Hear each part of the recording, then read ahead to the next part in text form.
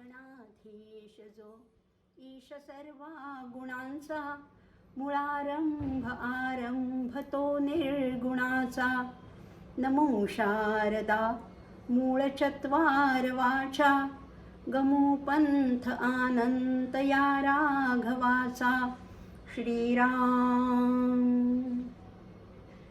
रामा मी तव दास दास म्हणता माते कशाचे भय रामा जाईन ज्या स्थळी सुख घना होईल तेथे जय रामा या भुवनत्रयी तुझ विणा नाही दुजा तारक रामा तू सकलार्थ पूर्ण करसी तू तात मी बालक जय जय रघुवीर समर्थ.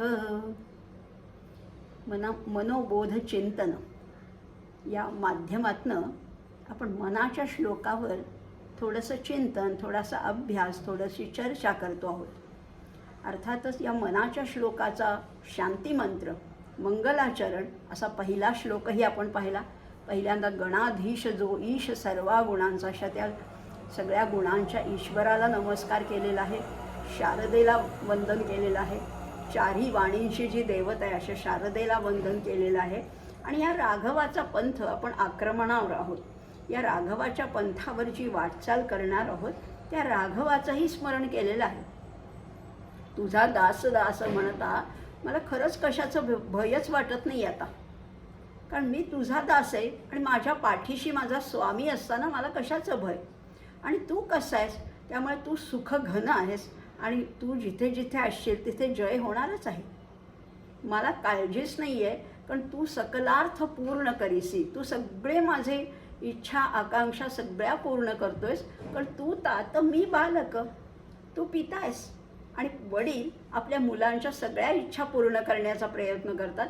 तसंच तू माझा तात असल्यावर मला कशाची भीतीच नाही, असं म्हणून त्या रामाची स्तुती पण आपण आता केलेली आहे. आपण पाहत आहोत जवळजवळ आपले 113 श्लोक झाले. मागील एक 7-8 श्लोकामध्ये आपण एक पाहिला होता, एक ध्रुवपद पाहिलं होतं. तुटे वाद संवाद तो हितकारी. हा वाद आणि संवाद ह्याच्यातला फरकही आपण जाणून घेतला होता. वाद आणि संवादामध्ये काय फरक आहे? वादामुळे कलह वाढतो आणि संवादामुळे मात्र काहीतरी निष्कर्ष निघतो, सार निघतं, काही चांगले विचार त्याच्यातून आपल्याला मिळतात. म्हणजे वादे वादे जायते तत्वबोधः हेही वाक्य आपण पाहिलं. पण हा वाद वाढण्याचं कारण काय आहे? तो आहे म्हणजे अहंकार. जेव्हा व्यक्ती श्रेष्ठ होते, सिद्धांतापेक्षा जेव्हा व्यक्तीला जास्त महत्त्व दिलं जातं तेव्हा होतो तो वाद. आणि व्यक्ती स्वतःला सुद्धा अवास्तव महत्त्व कधी देते? तर जेव्हा अहंकाराची अगदी पराकाष्ठा होते तेव्हा त्या सिद्धांतापेक्षा मी श्रेष्ठ होतो, अहंकार श्रेष्ठ होतो. आणि म्हणून समर्थ वारंवार आपल्याला सांगतात की अहंकार काढून टाक, ही अहंता पापिणी मनी ते नसो दे, असं समर्थांनी मागे सुद्धा सांगितलेलं आहे. आता काही श्लोकामध्ये, पुढच्या श्लोकामध्ये समर्थ आपल्याला हेच सांगतात. अगदी तुकाराम महाराजांचं वाक्यसुद्धा आपण मागच्या वेळेला पाहिलं होतं. बरे देवा कुणबी केलो नाही तरी दंभेचे असतो मेलो. बरं झालं देवा तुम्हाला कुणबी केलंस, मला ब्राह्मण केलं नाहीस. कारण आजसुद्धा जगामध्ये असं अनेक वेळेला चित्र बघायला मिळतं की केवळ कुळाचा अभिमान आहे, केवळ ब्राह्मण कुळात जन्माला आलो म्हणून मी श्रेष्ठ झालो असा त्याचा अर्थ खरं तर होत नाही. तोही अहंकारच आहे. कुळाभिमान हाही अहंकारच मानला जातो. म्हणून ते सगळे कुठलाही रूपाचा नको, यौवनाचा नको, जातीचा नको, कुळाचा नको, विद्वत्तेचा नको, सौंदर्याचा नको, सत्तेचा नको, संपत्तीचा नको, कुठलाच अभिमान खरं तर नको आहे. पण येऊन चिकटतो ना, काय करणार? तो येऊन चिकटतोच. पण समर्थांचं मार्गदर्शन घेतलं, समर्थांनी मनाच्या श्लोकात जो आपल्याला उपदेश केला आहे, जो बोध केला आहे त्याप्रमाणे वागण्याचा प्रयत्न केला तर ही अहंता कदाचित क्षीण होऊ शकते, कमी कमी होऊ शकते. आणि मग अशी जेव्हा अहंता कमी होईल तेव्हा आपोआपच व्यर्थ बोलणं हळूहळू कमीच होणार आहे. आणि म्हणूनच समर्थ 114व्या श्लोकात काय सांगतात ते बघूया. फुकाचे मुखी बोलता काय वेचे, दिसेंदिस अभ्यंतरी गर्व साचे. क्रिये वीण वाचाळता व्यर्थ आहे, विचारे तुझा तूची शोधून पाहे. श्रीराम. तोंडाने बडबडणारे खूप असतात.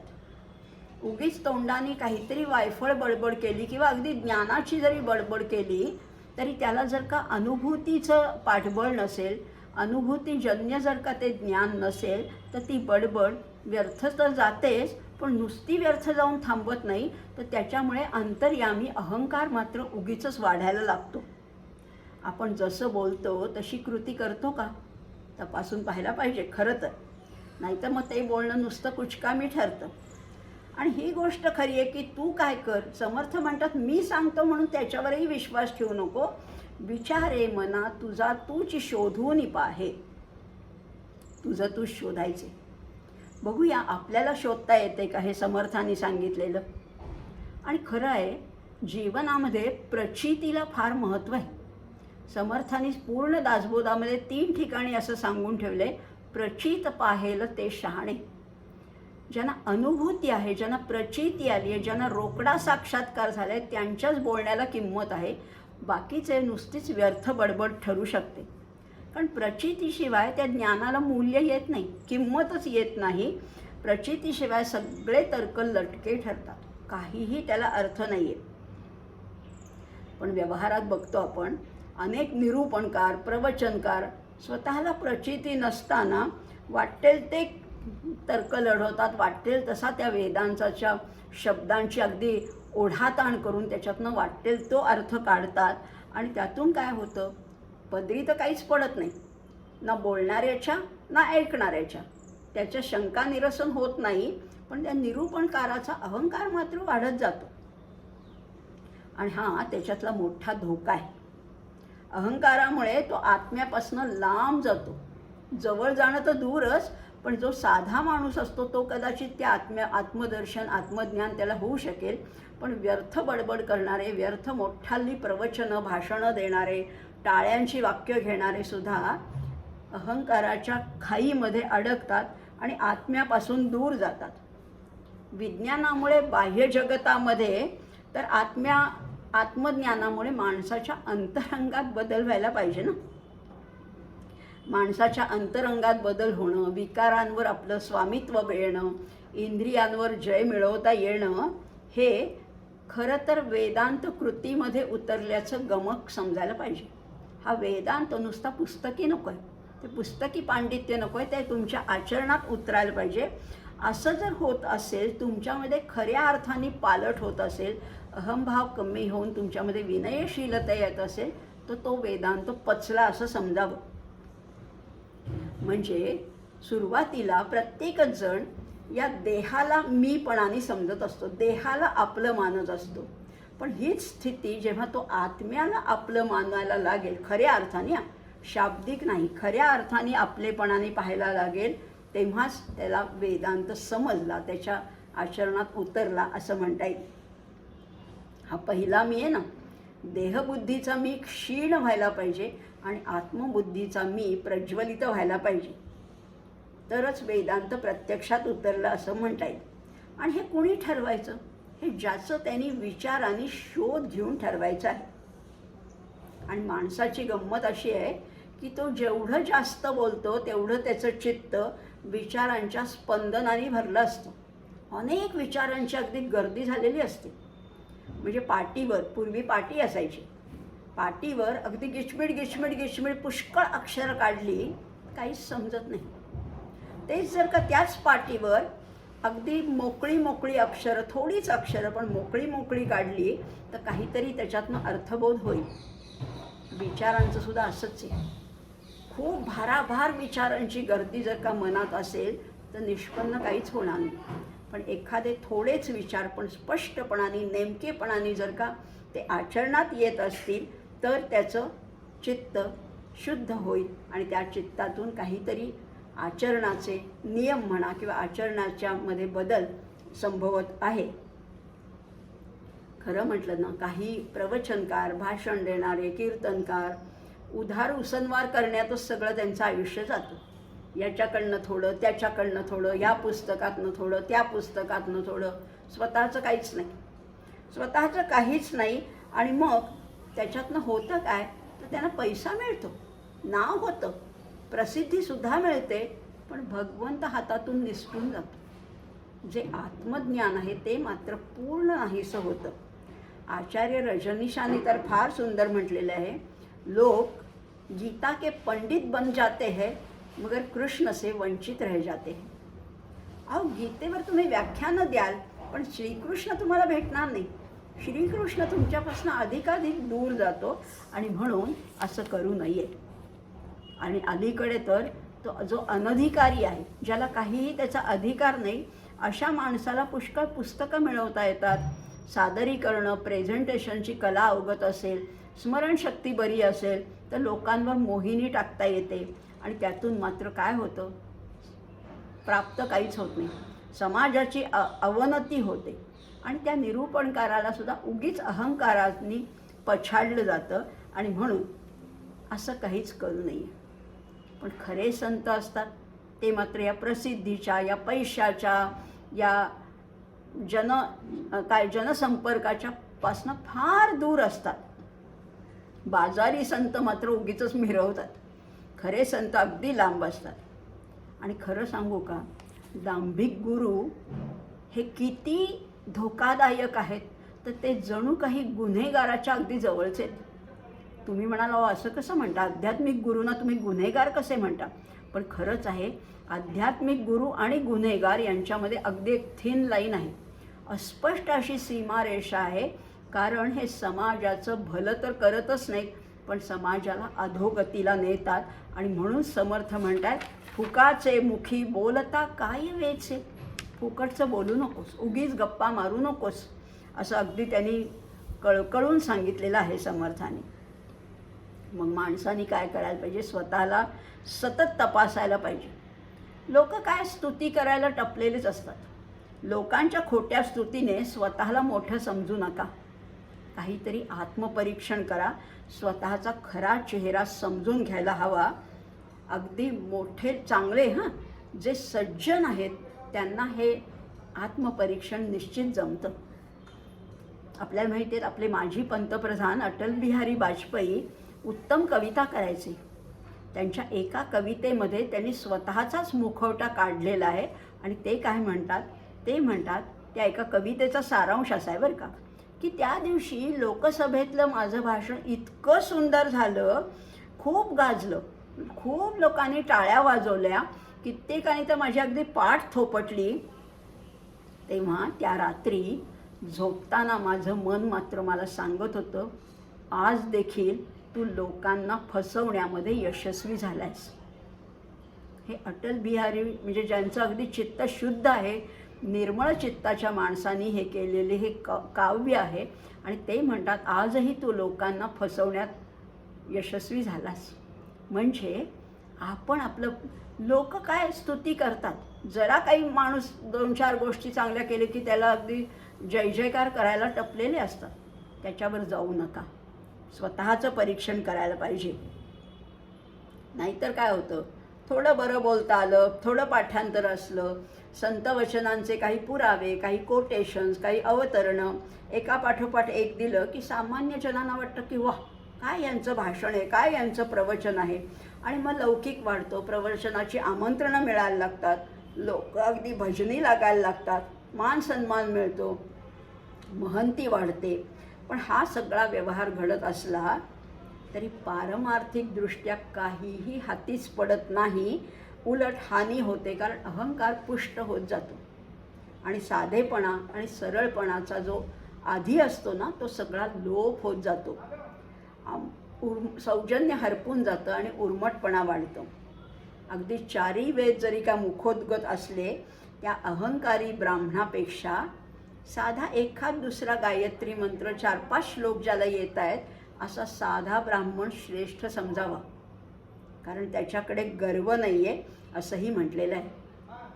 संत वचन असं आहे, सत्य असत्याशी मन केले ग्वाही, मानियले नाही जनमता. एकदा तुम्ही शोधून बघा, काय सत्य आहे काय असत्य आहे. मी बरोबर वागतोय का मी लोकांना फसवते. लोक फसतील पण तुम्ही तुमच्या मनाला फसवू शकणार नाही. आणि म्हणूनच समर्थ आपल्याला सांगतायत, क्रियेवीण वाचाळता व्यर्थ आहे, विचारे तुझा तूच शोधून पाहे. तुटे वाद संवाद तो हितकारी. त्याच श्लोकाचं हे एक्सटेन्शन म्हणायला हरकत नाही. पुढे आणखीन पुढच्या एका श्लोकामध्ये हाच विचार आणखीन वेगळ्या पद्धतीने आपल्याला सांगतायत. काय म्हणतात? 115 श्लोक. तुटे वाद संवाद तेथे करावा, विवेके अहम भाव हा पालटावा. जनी बोलण्या सारखे आचरावे, क्रिया पालटे भक्तिपंथेची जावे. श्रीराम. ट्रॅक बदलणार आहेत. समर्थ इथे आत्तापर्यंत कर्मयोगावर भर होता. आता हलकेच आपल्याला रूळ बदलून भक्तिपंथावर नेणार आहेत. पण त्यापूर्वी समर्थ काय सांगतायत? जिथे तत्वनिर्णय होतो, तत्वनिर्णयाच्या जिज्ञासेने चर्चा चालते, तिथे तू संभाषणामध्ये भाग घे. काहीतरी मिळेल, काहीतरी थोरा मोठ्यांचे काही विचार ऐकता येतील. त्या संभाषणात जरूर भाग घ्यावा. तुटे वाद संवाद तेथे करावा, विवेके अहम भाव हा पालटावा. आणि मग आत्मानात्मविचारांनी आपल्या अहंकाराचं रूपांतर करून टाकावं, विनयशीलतेमध्ये रूपांतर करून टाकावं. आपल्या जीवनामध्ये आचार विचार उच्चार याच्यामध्ये सुसंगती असावी. सगळ्यामध्ये एकवाक्यता एकतानता असायला पाहिजे असंही म्हटलेलं आहे. आणि आपल्याला पूर्ण बदलून टाकणाऱ्या भक्ती मार्गाने भगवंताकडे वाटचाल करावी. त्यामुळे गमू पंथ आनंत या राघवाचा. तो कुठला पंथ आहे? तो भक्तिपंथ आहे. आता बघा, या भगवंताच्या दर्शनासाठी प्रयत्न करणाऱ्या माणसाचं व्यक्तिमत्व कसं असावं? तर सर्वांगाने ते संपन्न असावं. सगळ्यांकडनं म्हणजे क्रिया असावी, भावना असावी आणि बुद्धीसुद्धा असावी. बुद्धीची योग्य वाढ होण्यासाठी सत्संगतीतलं संभाषण फार उपयोगी पडतं. आणि श्रवणाला या भक्ती मार्गामध्ये, अगदी नवविधा भक्तीमध्ये श्रवणाला फार महत्त्व आहे. एकदा का बुद्धी तयार झाली ना की तिचा अंमल 2 दिशांनी होतो. जे खरे नाही ते ती निश्चयाने बाजूला सरते. कळतं? बुद्धीला सारासार विचार करता येतो. आणि जे खरं नाही, जे शाश्वत नाही, जे टिकणारं नाही, ती निश्चयाने बाजूला सारते. हे खरं आहे. आणि जे खरं आहे तेच तेवढं ती स्वीकारते. एकदा त्या बुद्धीला, त्या माणसाला कळलं ना की आपला अहंकार काही खरा नाही, एकदा पटलं की त्याला अगदी मृतवतच करून टाकायचं, त्याचा पिच्छा पुरवायचा आणि तो अहंकार नाहीसाच करायचा. आचरणामध्ये संपूर्ण बदल घडवून आणायचा. खरंच जेव्हा पटतं ना, मी करता नाही आहे, माझ्या हातात काहीच नाही आहे, मी अशक्त आहे, मी अज्ञानी आहे, मी अल्पमती आहे, हे कळलं. आणि तो सर्व साक्षी आहे, तो सर्व शक्तिमान आहे, तो सर्व ज्ञानी आहे आणि करणारा करता करविता तोच आहे. त्यामुळे हे जेव्हा कळतं तेव्हा अहंकार आपोआप नाहीसा होऊन जातो. आणि विवेकशील जो माणूस असतो ना त्याला हे लवकर समजतं. आणि मग त्यावेळेला तो जसं बोलतो तसंच वागतो. किंबहुना उलट म्हणा, जसं वागता येईल तेवढंच तो बोलतो. जास्त वायफळ चर्चाच करत नाही. त्याच्या बोलण्या चालण्यामध्ये कधीच विसंगती नसते. आणि म्हणूनच आपल्याकडे सांगून ठेवले ना, बोले तैसा चाले त्याची वंदावी पाऊले. आणि बुद्धीने मात्र ही बुद्धीचा निर्णय घ्यायचा आहे. बुद्धी बरोबर निर्णय घेते. पण केवळ बुद्धिवादी माणूस कदाचित वृक्ष होऊ शकतो. हा वृक्ष होऊ शकतो पण तसा होऊ नये म्हणून त्याच्या अंगामध्ये भावनेचा ओलावा सुद्धा असावा. ही बुद्धी नुसती कोरडी नसावी, त्याच्यात भावनेचा ओलावा असावा. आणि हा भावनेचा ओलावा कसा लाभणार? तो भक्तिपंथाने लाभतो. आणलंय बरोबर समर्थाने आपल्याला आता भक्तिपंथावर आणलेलं आहे. कसा आहे भक्तिपंथ? भक्तिपंथाने चालत असताना माणूस बदलायलाच लागतो. त्या परमेश्वराच्या नामस्मरणामध्ये इतका तो लीन होतो, इतका गुंग होऊन जातो आणि त्याला अगदी देहभानसुद्धा तो हरपतो. त्याची क्रिया सहजतेने पालटते. आणि हेच भगवंताला आवडतं. भगवंताची भक्ती ही ज्ञानाची जननी आहे आणि दुसरीकडे नैतिक आचरणाची जन्मभूमी आहे. त्यामुळे अहंभाव एकदा क्षीण झाला आणि संपूर्ण सदाचरणी झालं की भक्ती म्हणजे ते केल्याशिवाय ही भक्ती करताच येत नाही. आणि हेच भक्तीचं खरं रहस्य आहे. सदाचरणी व्हायला पाहिजे आणि अहंभाव जिरायला पाहिजे, नाहीसा व्हायला पाहिजे. एकदा का बोलण्या चालण्यामध्ये एकवाक्यता आली की मग त्याला भक्ती आवडायला लागते. भगवंताचं रूप सतत बघावंसं वाटतं, त्याचं गुणवर्णन करावंसं वाटायला लागतं. रूपासक्ती आहे, गुणासक्ती आहे, विरह सहनच होत नाही भगवंताचा, असं व्हायला लागतो. नाहीतर नुसत्या बुद्धीने निर्णय घेणारे, कोरडे निर्णय घेणारे प्रवचनामध्ये फार मोठाली वचनं सांगतात. त्या भक्तिभावाचं अगदी मोह टाकून द्या, पैशाचा मोह किती वाईट आहे, पैसा किती अशाश्वत आहे असं सांगतात. पण हे प्रवचन करण्यासाठी पैशाची घासाघीससुद्धा करतात. काही प्रवचनकार इतकी घासाघीस करतात की माझ्या एका प्रवचनाचे एवढे 50,000 मला दिलेच पाहिजे. 40,000 सुद्धा ते तयार होत नाही. किती चुकीचं आहे. बोलण्या वागण्यामध्ये किती विसंगती आहे. आणि हा धोका टाळण्यासाठीच समर्थ सांगतात की भक्ती मार्गाने चाल, म्हणजे मग तुला ती पैशाची आसक्ती किंवा या भौतिक गोष्टीचे दृश्याची आसक्ती हळूहळू कमीच होणार आहे. आणि होतं काय तर भक्तिभावामध्ये दास्यभाव महत्त्वाचा आहे. तो स्वामी आहे आणि मी त्याचा दास आहे, अशी एकदा पूर्णपणे मनाची ठाम भावना झाली की अहंकार वाढण्याचा धोका हळूहळू कमीच होतो. आणि मग जे प्राप्त झालं ते सुद्धा भगवंतालाच द्यावंसं वाटतं.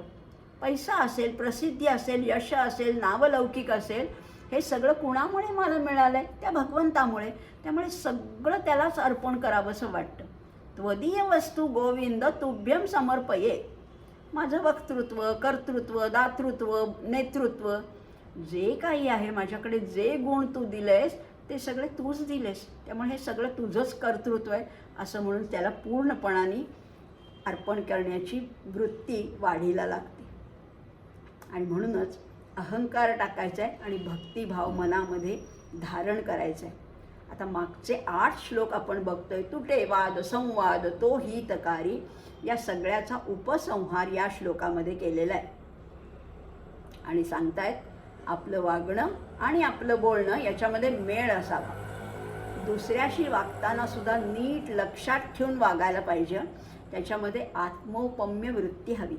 आत्मौपम्य, दुसऱ्याच्या दुःखामध्ये दुःख मानता यायला पाहिजे आणि दुसऱ्याच्या सुखामध्ये आपणही सुखी होता यायला पाहिजे. या दोन्ही गोष्टी आणि मनापासून जमायला पाहिजेत, वरवर नाही, दांभिकपणा नाही. कसं वागता यायला पाहिजे? मातृवत परदारेषु परद्रव्येषु लोष्टवत आत्मवत सर्वभूतेषु यः पश्यति स पश्यति. गीतेमध्ये सुद्धा अनेक वेळेला हे वचन आलं, यः पश्यति स पश्यति. म्हणजे काय? जो पाहतो तो पाहतो. म्हणजे काय? तर पहिल्या पाहण्याचा अर्थ आहे ज्याला प्रचिती येते, ज्याला आत्मानुभूती येते, त्यालाच खरं कळतं. हा त्याचा अर्थ आहे. आणि जे समर्थ सांगतात तोही अर्थ इथे तसाच आहे. प्रचित पाहेल ते शहाणे. आणि असं जो वागतो ना त्याचंच ज्ञान साक्षात्काराला येतं.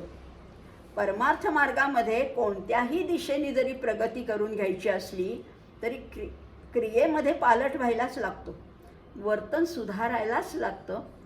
आणि मग तेव्हा जाणीव होते की प्रदर्शन नको आहे. लोकांना दाखवण्यासाठी काही करायचं नाही, प्रदर्शनापेक्षा आत्मदर्शन श्रेष्ठ आहे याची अनुभूती आपल्याला आतल्या आतच येते. आणि म्हणूनच समर्थ म्हणतात, विचारे तुझा तूची शोधून पाहे. आणि मग क्रियेत पालट झाला, वर्तन सुधारलं, भक्ती मार्गाला लागल्यावर मग भक्तीची थोरवी वेगळी सांगायलाच नको, त्याचं आकर्षणच उत्पन्न होतं. आणि म्हणून आता याच्या पुढच्या काही श्लोकामध्ये या भगवंताचे जे उत्तम भक्त आहेत अशा 10 भक्तांची 10 श्लोकांमध्ये समर्थ उत्तमोत्तम भक्तांची लक्षणं सांगतायत. भक्ती मार्गाची थोरवी आपल्याला पटवून देणार आहेत. 116 श्लोकापासून पुढच्या अगदी 125व्या श्लोकापर्यंत जवळजवळ उत्तम भक्त कोण कोण आहेत बघूया. समर्थ काय सांगतायत. आपल्याला काही कथा माहिती पण आहेत, पण समर्थाने त्या कुठल्या अंगाने, कुठल्या अँगलनी सांगितल्या, कुठल्या कोनातनं त्याचा विचार करायचा आहे हेही बघणार आहोत. कथा माहिती आपल्याला. बहुश्रापिता कष्टला अंबरुषी तयाचे स्वये श्रीहरी जन्मसोषी दिल्हा क्षीरसिंधू तया उपमानी नुपेक्षी कदा देवभक्ताभिमानी श्रीराम. देव आपल्या भक्तांची कधीही उपेक्षा करत नाही. कितीही संकटात भक्त असला तरी जेव्हा भगवंत धावून येतो तेव्हा त्या भक्ताची संकटातून निश्चितपणाने मुक्तता होतेच.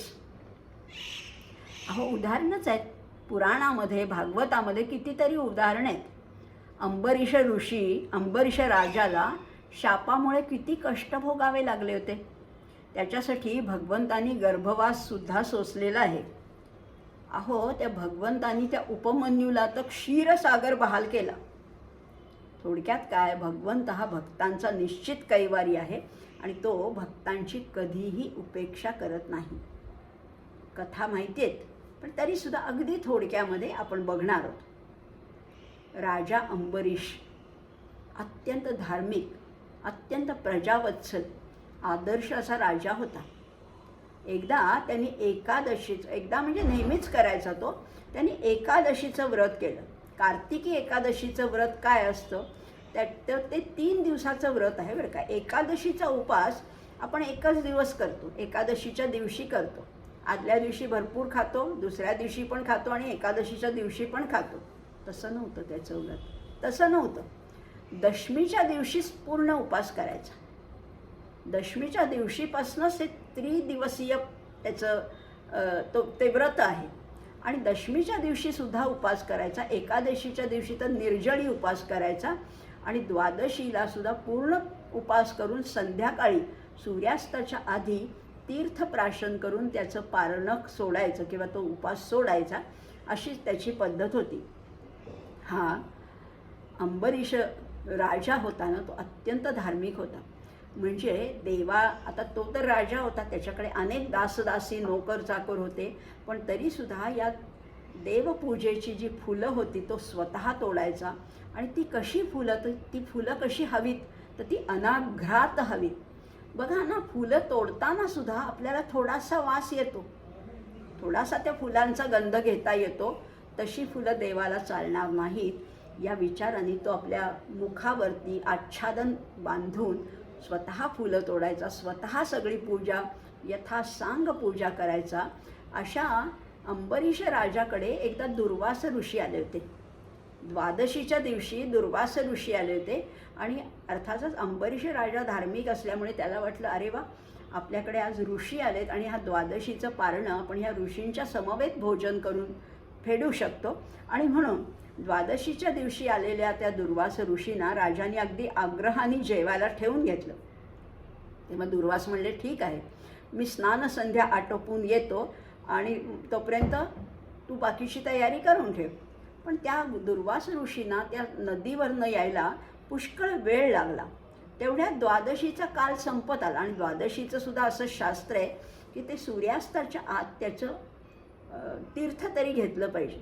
आणि म्हणून अंबरीष राजाने तीर्थ फक्त घेतलं की दुर्वास ऋषींची वाट पाहिली, तीर्थ फक्त घेतलं, अजून भोजन वगैरे काही नाही, फक्त तीर्थ घेतलं.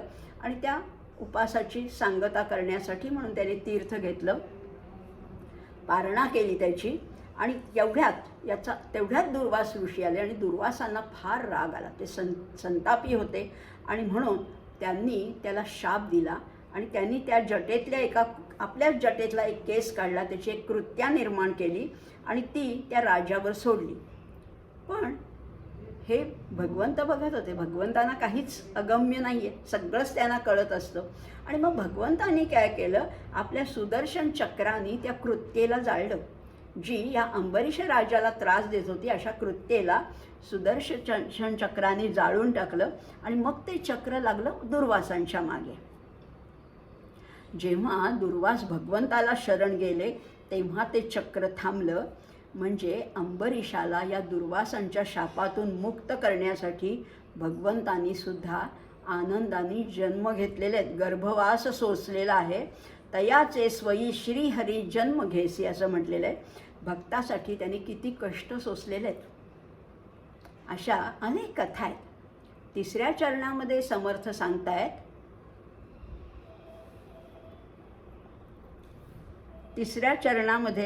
सांगतायत, दिला क्षीर सिंधू तया उपमानी नुपेक्षी कदा रामदासाभिमानी. वसिष्ठ कुलोत्पन्न मंत्रद्रष्टे ऋषी होते व्याघ्रपाद ऋषी. त्यांचा मुलगा होता उपमन्यू. हा उपमन्यू एकदा आपल्या मामाकडे म्हणा किंवा दुसऱ्या ऋषींच्या आश्रमात खेळायला गेला असताना त्याला तिथे गाईचं धारोष्ण दूध प्यायला मिळालं. ते अत्यंत त्याला आवडलं. अत्यंत मधुर चवीचं असं ते अत्यंत धारोष्ण दूध त्यांनी प्यायल्यानंतर त्यांनी घरी येऊन आईला ते तसं दूध मागितलं की मला असं दूध देशील का.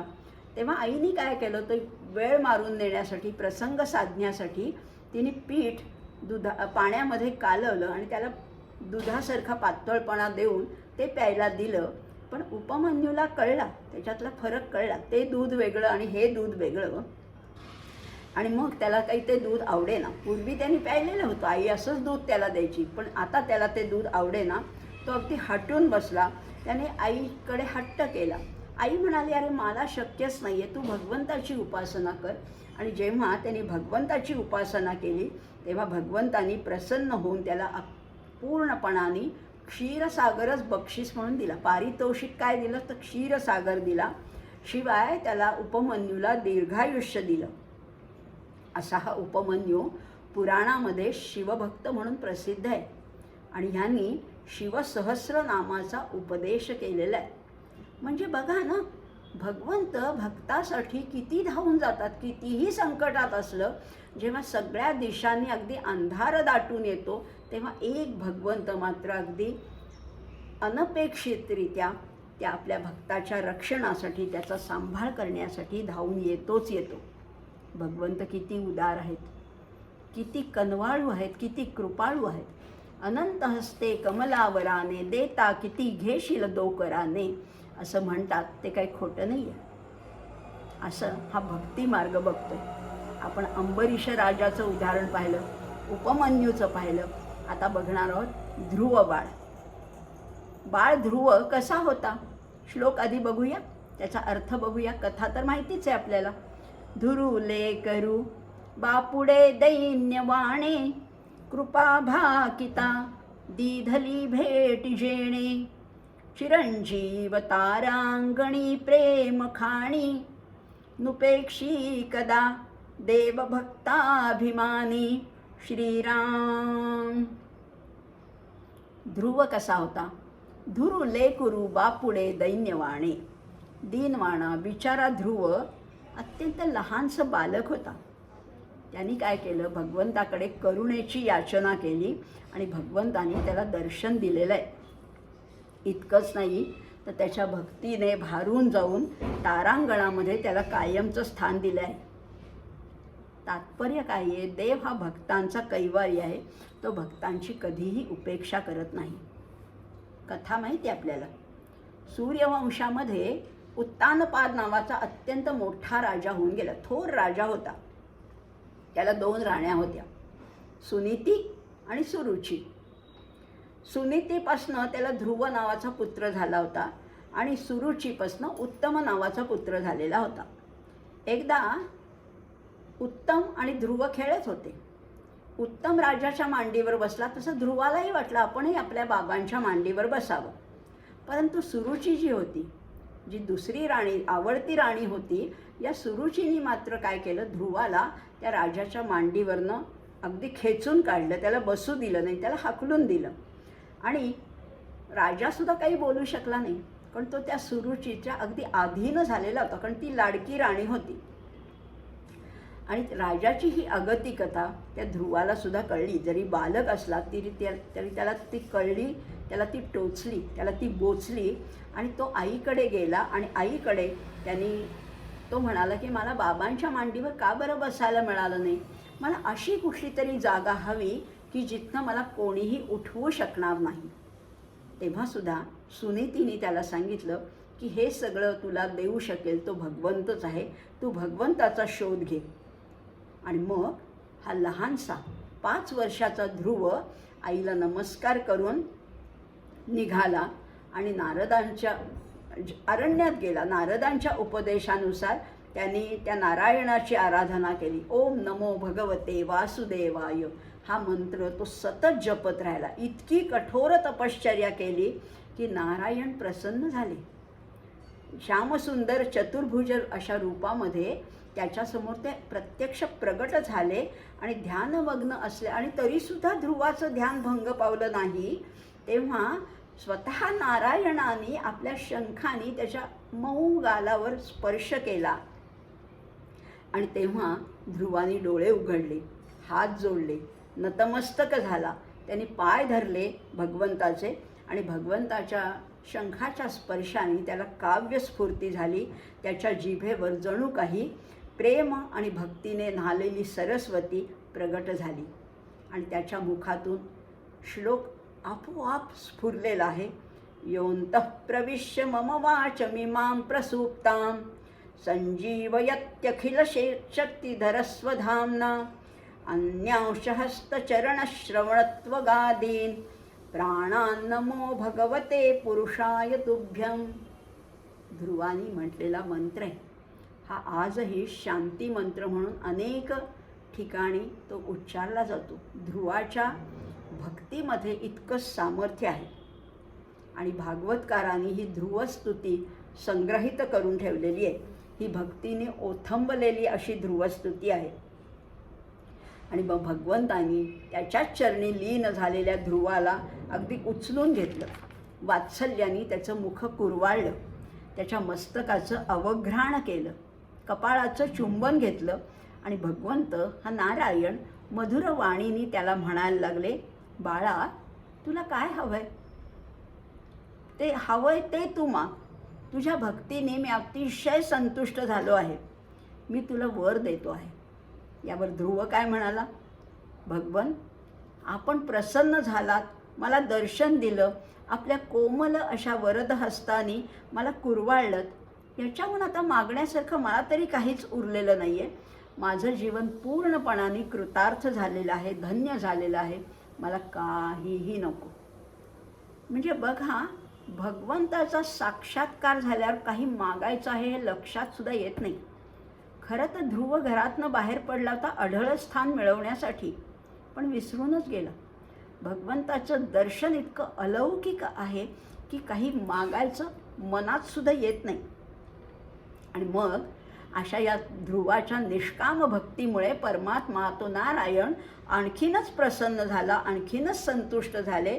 आणि त्यांनी ध्रुवाला आवश्यक वाटत नव्हतं तरीसुद्धा सुरुचीसारख्या स्वार्थी अहंकारी लोकांना कळावं म्हणून, ध्रुवाची योग्यता म्हणून किंवा ध्रुवाच्या भक्तीच्या ऋणातनं थोडंसं मुक्त व्हायचं म्हणून देवांनी काय त्याला दिलं, समुद्र वलयांकित संपूर्ण पृथ्वीचं साम्राज्य दिलं.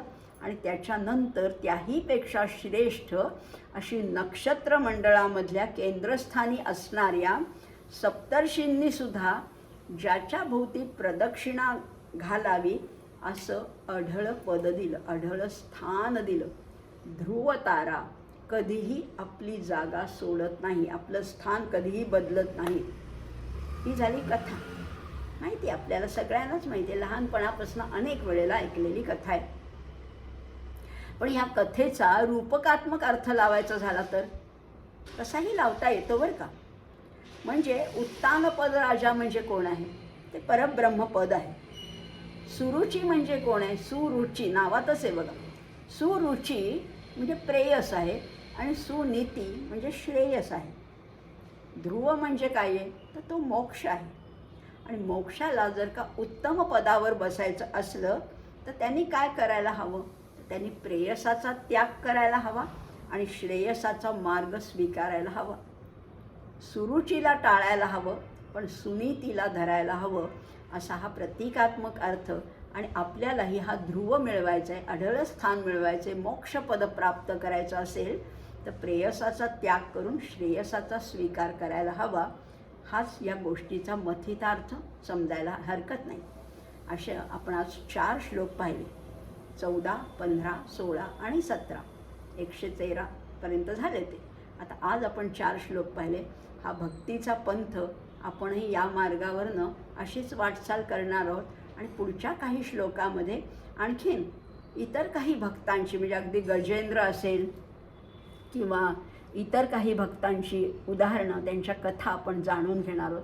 पण मुख्य तत्त्व मात्र विसरायचं नाही. मूळ तत्त्व काय आहे? कर्म, ज्ञान, भक्ती या मार्गाने त्याला प्राप्त करायचे. आणि मनाच्या श्लोकाचं हेच फलित आहे. याच मनाच्या श्लोकाच्या बोधामृत घेत घेत आपण पुढे वाटचाल करणार आहोत आणि त्या अंतिम पदापर्यंत जाऊन निश्चितपणाने पोचणार आहोत. अर्थातच समर्थांचे आशीर्वाद आपल्या सर्वांच्या पाठीशी आहेत. त्या समर्थांना पुन्हा एकदा वंदन करूया आणि इथेच आज थांबूया.